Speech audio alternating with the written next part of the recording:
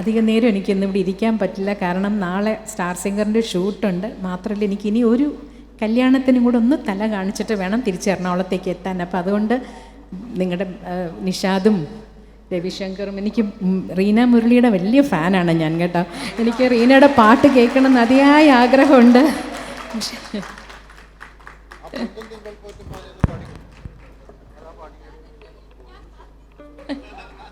റീനയുടെ രണ്ടുപേരെയും കൂടെ കേട്ടോട്ടെ.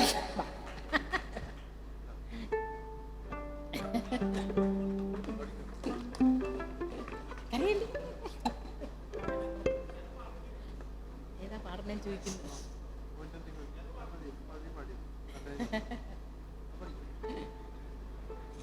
അയ്യോ കരഞ്ഞോക്കല്ലേ.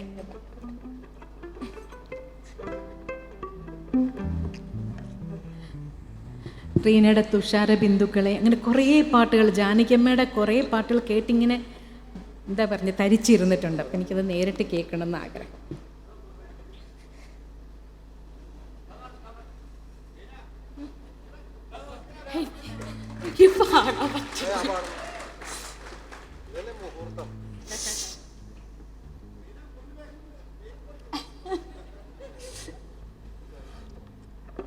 എന്താവും അറിയില്ല.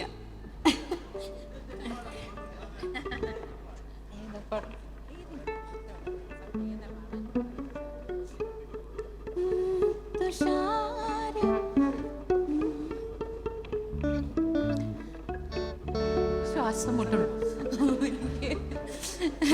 ഇതിങ്ങനെ ഇതൊന്നും സ്വപ്നത്തിൽ ചിന്തിക്കാൻ പറ്റാത്ത കാര്യങ്ങളല്ലേ.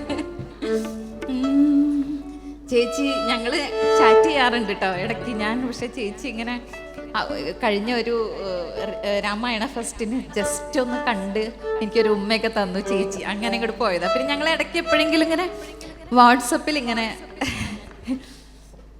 ഞാനൊരു വിളിക്ക് വേണ്ടി കാത്തിരിക്കുകയായിരുന്നു.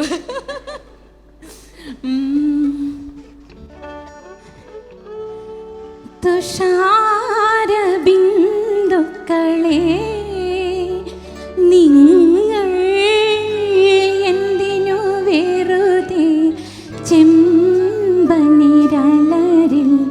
വിഷാദ ഭാവങ്ങളരുളി.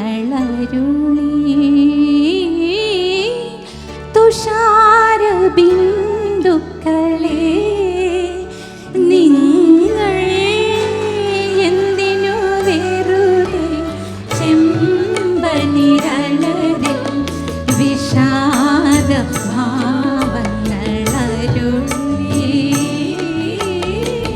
തുഷാര ബിന്ദുക്കളെ